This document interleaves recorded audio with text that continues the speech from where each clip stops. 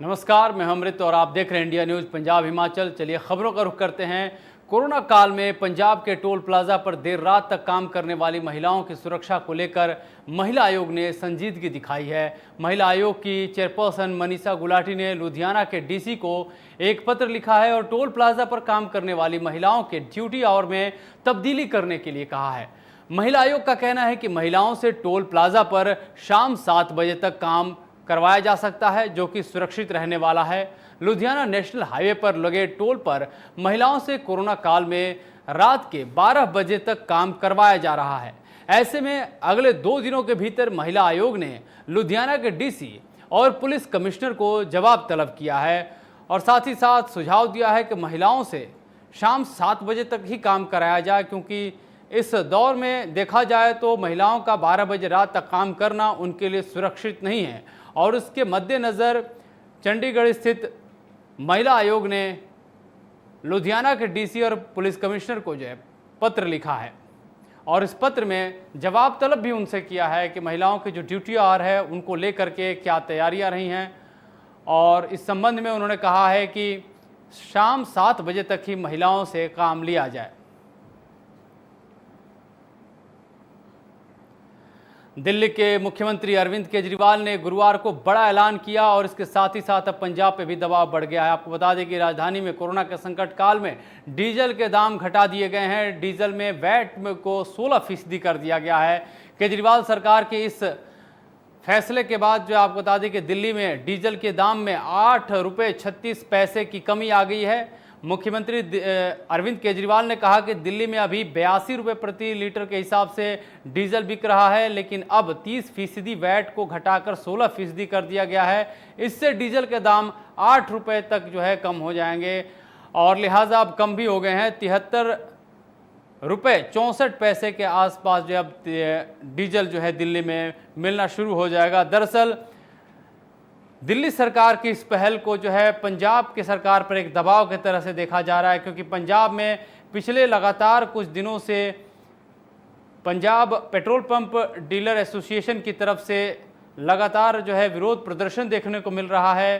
Petrol pump मालिक लगातार पंजाब सरकार से वैट और जो तमाम के टैक्स हैं उसमें कमी करने की मांग कर रहे हैं। इनका कहना है कि इसके चलते इन्हें वो लाभ नहीं मिल पा रहा है और साथ ही साथ इस दौरान एक पेट्रोल पंप मालिक ने पिछले दिनों आत्महत्या भी कर ली थी, जिसका भी मुद्दा गरमाया हुआ है। पेट्रोल पंप मालिकों का, बाकी लोगों का आरोप है कि सरकार की नीतियों से तंग आकर के पेट्रोल पंप मालिक ने आत्महत्या की थी और इसको लेकर के बुधवार को स्ट्राइक भी पूरे पंजाब में देखी गई थी, जब सुबह के 7 बजे से लेकर के शाम 5 बजे तक पेट्रोल पंप जो है वो बंद रहे थे और लोगों को भी काफ़ी परेशानी झेलनी पड़ी थी। लेकिन अब जब दिल्ली सरकार ने इसी के मद्देनज़र यह फैसला लिया है तो आपको बता दें कि आम आदमी पार्टी पंजाब में एक मुख्य विपक्षी पार्टी भी है और दिल्ली सरकार जो कि आम आदमी पार्टी की सरकार है, वहाँ से अगर यह फैसला चलता है, अगर लागू किया जा रहा है तो जाहिर तौर पे देखा जाए तो इसका तापमान ज़रूर कह सकते हैं कि पंजाब पर भी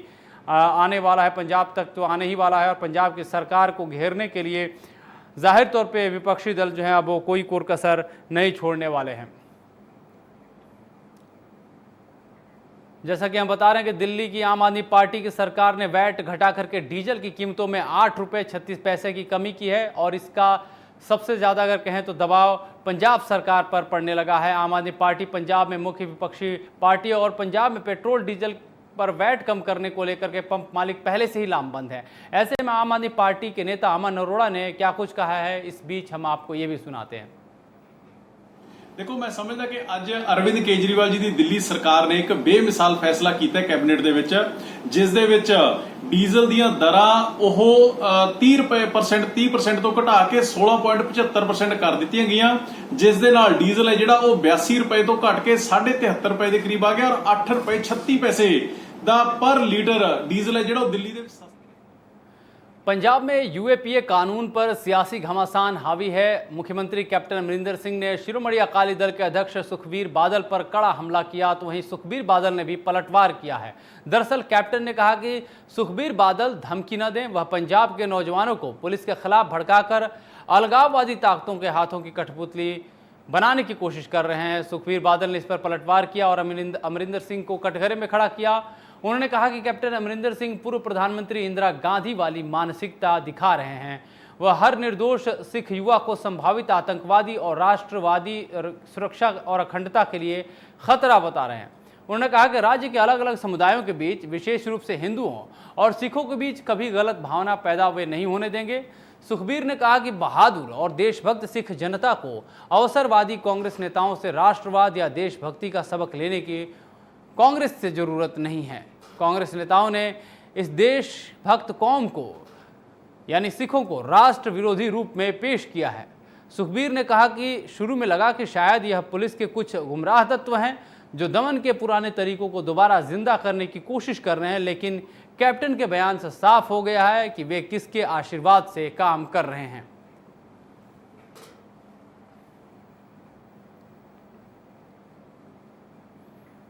वहीं पटियाला के गुरुद्वारा दुख निवारण साहिब में अकाली दल ने प्रेस कॉन्फ्रेंस की और 1 अगस्त से पंजाब के गांव-गांव जाकर कैप्टन सरकार की खराब नीतियों के खिलाफ प्रदर्शन करने का ऐलान किया। इस दौरान अकाली दल के नेता प्रेम सिंह चंदूमाजरा ने कहा कि पटियाला के गांव-गांव जाकर 6 अगस्त को प्रदर्शन किया जाएगा और कोविड नियमों के मद्देनजर शांतिपूर्वक प्रदर्शन किए जाएंगे।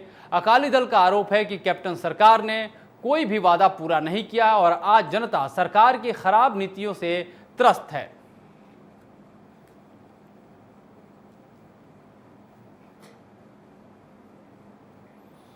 और अब बात करते हैं पंजाब में कोरोना के संक्रमण की। तो 24 घंटे में लगातार कोरोना का कहर जो बरप रहा है। 568 से ज़्यादा मामले सामने आए हैं। राज्य में कोरोना से 14,946 से भी ज़्यादा लोग जो हैं संक्रमित हो चुके हैं। वहीं अगर मौतों की बात करें तो कोरोना संक्रमण से 361 लोगों की मौत हो गई है। 24 घंटे में, बीते 24 घंटे में आपको बता दें कि 25 लोगों ने अपनी जान गंवाई है। और यह आंकड़ा बेहद ही परेशान करने वाला है, क्योंकि तमाम बंदिशें जो है लगाई जा रही हैं पंजाब सरकार की तरफ से, मुहिम भी चलाई जा रही है पंजाब सरकार की तरफ से। और इसके मद्देनज़र भी अगर कोरोना के मामले बढ़ रहे हों तो निहायत रूप से अगर कही जाए तो यह बेहद ही परेशान करने वाली खबर है।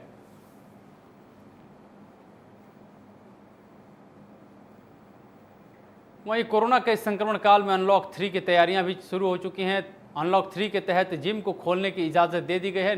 नाइट कर्फ्यू भी हटाने की बात कही जा चुकी है। ऐसे में पंजाब के जिम मालिक इस केंद्र सरकार के इस फैसले का एहतराम कर रहे हैं। केंद्र सरकार के इस फैसले पर जिम मालिकों ने ईश्वर का धन्यवाद किया और अमृतसर दरबार साहिब का रुख किया। इनका कहना है कि भगवान से इन्होंने अरदास की थी कि जब इनके जिम दोबारा खुलेंगे तो ये दरबार साहिब में मत्था टेकेंगे। ऐसे में लुधियाना, जलंधर, कपूरथला और तमाम दूसरे ज़िलों के जिम मालिक इकट्ठा होकर दरबार साहिब पहुंचे। जिम मालिकों का कहना है कि कोरोना के इस संक्रमण काल में उनका रोजगार ठप था, लेकिन अब वे पूरी एहतियात के साथ जिम का संचालन करेंगे।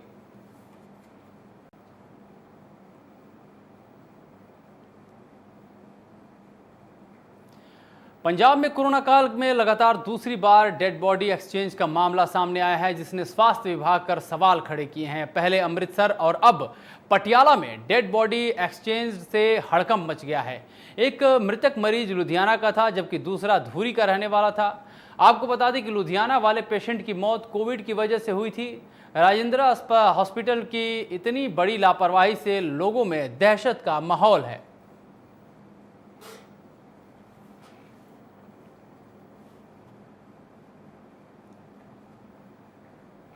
जलंधर के अर्बन स्टेट के एक रेस्टोरेंट में पुलिस के छापे से हड़कंप मच गया। दरअसल पुलिस को सूचना मिली थी कि रेस्टोरेंट में अवैध तरीके से हुक्का बार चलाया जाता है। मौके पर पहुंची पुलिस ने 14 लोगों को गिरफ्तार किया और भारी मात्रा में हुक्के के साथ फ्लेवर भी जब्त किए। वहीं पुलिस ने लोगों के खिलाफ कोविड नियमों की धज्जियां उड़ाने पर भी मामला दर्ज किया है। कल सानू डिवीजन नंबर 7 ਦੇ ਏਰੀਆ 'ਚ फेस 2 ਦੇ ਉੱਥੇ बज हीट 7 ਦਾ ਜਿਹੜਾ ਮਾਲਕ ਹਤੇਸ਼ ਆ ਉਹਦੇ ਬਾਰੇ ਇਨਫੋਰਮੇਸ਼ਨ ਆਈ ਕਿ ਆਪਣੇ ਕੈਂਪਸ ਦੇ ਵਿੱਚ ਜਿਹੜਾ ਇਹ ਹੁੱਕਾ ਬਾਰ ਜਿਹੜਾ ਇਹ ਚਲਾ ਰਿਹਾ ਵਾ। ਇੱਥੇ ਇਮੀਡੀਏਟਲੀ ਉੱਥੇ ਜਾ ਕੇ ਰੇਡ ਕੀਤਾ। ਰੇਡ ਕਰਨ ਤੇ ਆਪਾਂ ਨੂੰ ਜਿਹੜੇ 14 ਬੰਦੇ ਜਿਹੜੇ ਉੱਥੋਂ ਆਪਾਂ ਗ੍ਰਿਫਤਾਰ ਕੀਤੇ ਆ, ਉਹਨਾਂ ਦੇ ਖਿਲਾਫ ਅਸੀਂ 21 ਟੋਬੈਕੋ ਐਂਡ ਸਿਗਰਟ ਪ੍ਰੀਵੈਂਸ਼ਨ ਪ੍ਰੋਹਿਬਿਸ਼ਨ ਜਿਹੜਾ ਐਕਟ ਦੀ ਜਿਹੜੀ FIR ਲੌਂਚ ਕੀਤੀ। ਪਲੱਸ ਇਹਨਾਂ ਹੀ ਹੋਰ ਐਡੀਸ਼ਨਲ ਐਕਟ ਜਿਹੜੇ ਸੈਕਸ਼ਨ ਲਾਏ ਨੇ ਉਹ ਹੈ 3 epidemic disease act, 51 disaster management act, क्योंकि ये सारे ही बंदे बिना मास्क बिना उहदे सारे। वहीं फगवाड़ा के हरगोविंद नगर में ज्योतिष केंद्र में आग लगी, जिससे लाखों का सामान जलकर खाक हो गया। राहत की बात यह है कि ज्योतिष केंद्र के बगल में ही गैस सिलेंडर की दुकान थी और आग वहां तक नहीं पहुंची। वहीं घटना की सूचना मिलने पर दमकल की गाड़ियां मौके पर पहुंची और आग को काबू में पाया। हालांकि आग लगने के कारणों का अभी तक पता नहीं चल पाया है। ਕਿੱਦਾਂ ਅੱਗ ਲੱਗੀ ਤੁਹਾਡੀ ਦੁਕਾਨ ਨੂੰ? ਅੱਜ ਸਵੇਰੇ ਦੁਕਾਨ ਮੁੰਡਾ ਖੋਲੀ ਹੈਗੀ ਹੈ, ਉਹਨੇ ਆ ਕੇ ਝਾੜੂ ਝੂੜੂ ਲਾਇਆ ਹੈ। ਲਾਉਣ ਤੋਂ ਬਾਅਦ ਉਹ ਦੁਕਾਨ ਦਾ ਮੋਹਰੋਂ ਡੋਲ ਬੰਦ ਕਰਕੇ ਲੋਕ ਕਰਕੇ ਘਰ ਚਲਾ ਗਿਆ। ਮੁੜ ਕਰਕੇ ਥੋੜੀ ਦੇਰ ਬਾਅਦ ਪਤਾ ਲੱਗਿਆ ਕਿ ਵੀ ਦੁਕਾਨ ਨੂੰ ਅੱਗ ਪੈ ਗਈ ਹੈਗੀ ਹੈ। ਇਸ ਵੇਲੇ ਮੈਂ ਹਾਲੇ ਘਰ ਹੀ ਸੀਗਾ, ਲੇਕਿਨ ਘਰੋਂ ਮੈਂ ਦੁਕਾਨ ਤੇ ਆ ਰਿਹਾ ਸੀਗਾ, ਲੇਕਿਨ ਮੈਂ ਥੋੜਾ ਕੰਮ ਵਾਸਤੇ ਸ਼ਾਹਪੁਰ ਰੋਡ ਤੇ ਚਲ ਗਿਆ ਸੀਗਾ। ਰਸਤੇ ਦੇ ਵਿੱਚ ਮੈਨੂੰ ਵਾਪਸੀ ਤੇ ਫੋਨ ਗਿਆ ਕਿਸੇ ਮੁਹੱਲੇ ਦੇ ਵਿੱਚੋਂ ਕਿ ਤੁਹਾਡੀ ਅੱਗ ਨੂੰ खन्ना के समराला में आपसी रंजिश के चलते दो गुटों में हिंसक झड़प हुई, जिससे एक व्यक्ति की दर्दनाक मौत हो गई। मृतक के भाई के मुताबिक वे किसी कार्यक्रम में गए थे और वहां कुछ लोगों ने आपसी रंजिश के चलते उनके भाई का गला दबा करके मौत के घाट उतार दिया। पीड़ित परिवार का आरोप है कि आरोपी पूरी प्लानिंग के साथ आए थे, इस वजह से वे बचाव नहीं कर पाए। वहीं पीड़ित परिवार ने पुलिस में मामला दर्ज करके इंसाफ की गुहार लगाई है।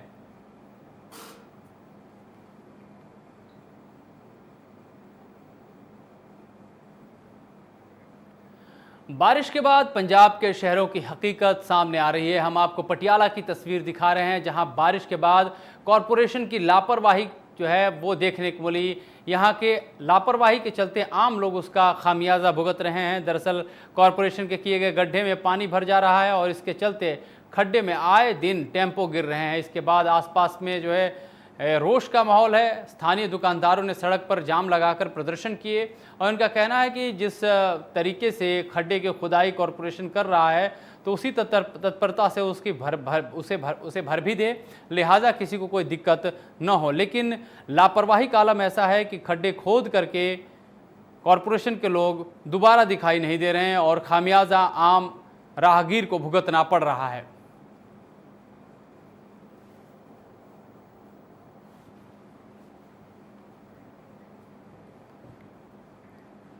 वहीं संगरूर के धूरी में बारिश होने से बेशक लोगों को राहत मिली है, लेकिन शहर में जलभराव होने से प्रशासन के व्यवस्था की पोल भी खुल गई है। शहर में पानी भरने से नालियों का गंदा पानी सड़कों पर आ गया, जिससे लोगों को बीमारी फैलने का डर सताने लगा है। लोगों का कहना है कि कोरोना से वे पहले ही दहशत में हैं और अब बरसात के ठहरे हुए पानी का खतरा उन्हें और डरा रहा है।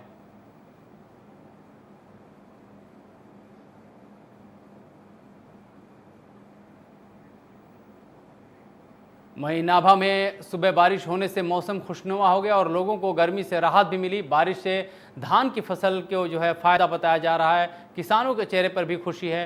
किसानों का कहना है कि बारिश ने धान की फसल को संजीवनी देने का काम किया है।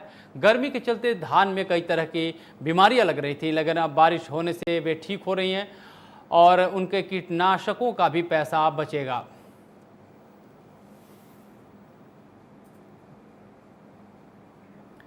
पटियाला में भी बारिश की दस्तक से मौसम सुहाना हो गया। यहां लोगों को भीषण गर्मी से राहत मिली। लोगों ने बारिश के चलते राहत की सांस ली। हालांकि बारिश के चलते कई इलाकों में जल भराव की भी समस्या देखी गई। कई इलाकों में पानी भरा हुआ दिखाई दिया।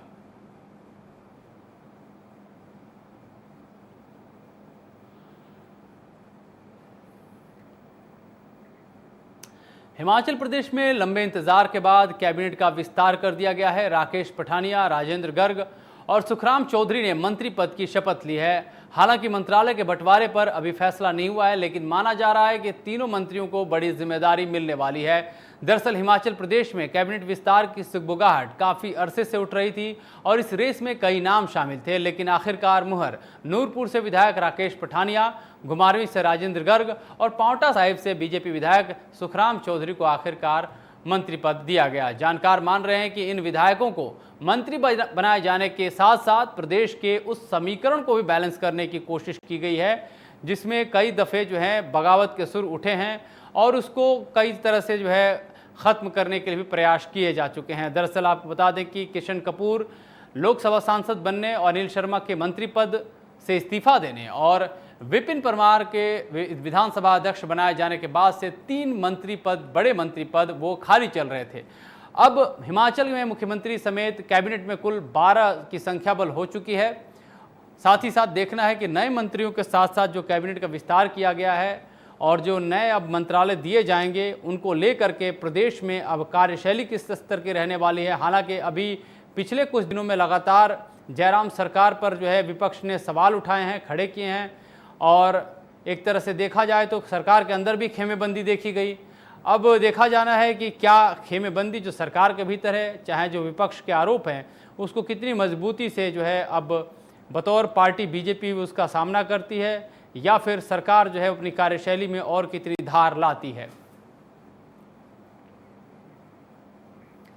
वहीं हिमाचल कैबिनेट में जगह मिलने के बाद से राकेश पठानिया, सुखराम चौधरी और राजेंद्र गर्ग का क्या कुछ कहना है, हम आपको सुनाते हैं। देखिए, पहले तो मैं आदरणीय मुख्यमंत्री महोदय जी का, आदरणीय जगत प्रकाश नड्डा जी जो राष्ट्रीय अध्यक्ष हैं, उनका धन्यवाद करना चाहता हूँ कि उन्होंने हमें जिम्मेदारी दी है। हमारा मेन उद्देश्य है लोगों की सेवा करना। हमने विधायक बनकर भी लोगों की सेवा की है और आगामी भी जो सरकार की नीतियां हैं, कार्यक्रम हैं, उनको लोगों के बीच में लेकर जाएंगे, लोगों के काम करवाएंगे और आदरणीय जयराम ठाकुर जी के नेतृत्व में पुनः भारतीय जनता पार्टी की सरकार को रिपीट करने का हमारा मिशन है। क्या कहना चाहेंगे? शपथ हो चुकी है जी, अब विभाग बहुत जल्द मिलने वाला है। उसके बाद जो विभाग मिलेगा उसके ऊपर थोड़ा पहले स्टडी करेंगे। वहीं कैबिनेट विस्तार पर मुख्यमंत्री जयराम ठाकुर ने नए मंत्रियों को शुभकामनाएं दी हैं। इस दौरान विधानसभा सत्र को लेकर भी मुख्यमंत्री से सवाल पूछे गए, जिस पर उन्होंने अपना रुख साफ किया। उन्होंने कहा कि कोरोना के चलते अगस्त में फैसला लेना मुमकिन नहीं है, लिहाजा सितंबर में विधानसभा सत्र को लेकर विचार किए जाएंगे। जहां तक विधानसभा के सत्र से संबंधित आपने बात कही, जब हिमाचल प्रदेश में सिर्फ 2 मामले आए थे तो चला हुआ सत्र हमने बंद किया था। आज हिमाचल प्रदेश में एक्टिव केस की संख्या लगभग 1050 के लगभग है। Total number of the positive cases अभी तक जो आया तो 2400 पहुंच गया है। तो ऐसे में मुझे लगता है कि अभी इस बात को लेकर के विचार करने की जरूरत है। और ऐसे परिस्थिति में जब पूरे देश में सभी प्रदेशों में कोविड-19 का प्रकोप ज्यादा बढ़ा है, तेजी से बढ़ा है संक्रमण, तो एक विचार करने का विषय है। निश्चित रूप से जहां तक नए मंत्री बने हैं, बहुत सारे डिपार्टमेंट हमारे पास हैं, हम इसको थोड़ा कम करना चाहते हैं, हम थोड़ा हल्का करना चाहते हैं और काम करना चाहते हैं ज़्यादा समय दे करके प्रदेश के लिए। और उसके साथ साथ में मंत्रिमंडल में विभागों का रिशफल ये भी है। वहीं कुल्लू नगर परिषद का अमृत योजना के तहत विकास हो रहा है, इसका जायजा लेने के लिए बैठक का आयोजन किया गया। बैठक में कुल्लू सदर से विधायक सुंदर सिंह मुख्य तौर पर मौजूद रहे। उन्होंने विकास कार्यों का जायजा लिया और विधायक सुंदर सिंह ने कहा कि अमृत योजना के तहत करोड़ों की लागत से कुल्लू नगर परिषद का विकास हो रहा है और मार्च 2021 तक प्रोजेक्ट को पूरा करने का लक्ष्य रखा गया है, जिससे लोगों को बेहतर सुविधा मिल सके।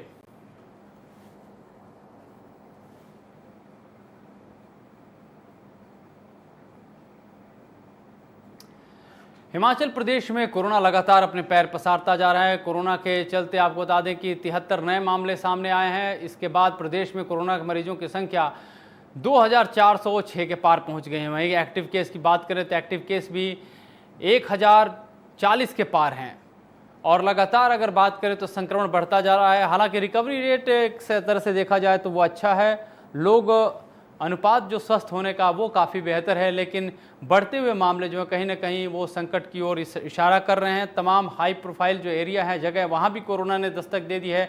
जो हिमाचल प्रदेश के इंस्टीट्यूशन हैं वहाँ भी कोरोना का जो है वो दस्तक है। ऐसे में कई तरह के सवाल भी कहा जाए तो सरकार की कोशिशों पर भी खड़े हो रहे हैं। साथ ही साथ लोगों की भागीदारी अगर बात करें इस संक्रमण को लेकर के जिस तरह से, तो उनकी तरफ से भी कई लापरवाहियाँ भी बरती गई हैं।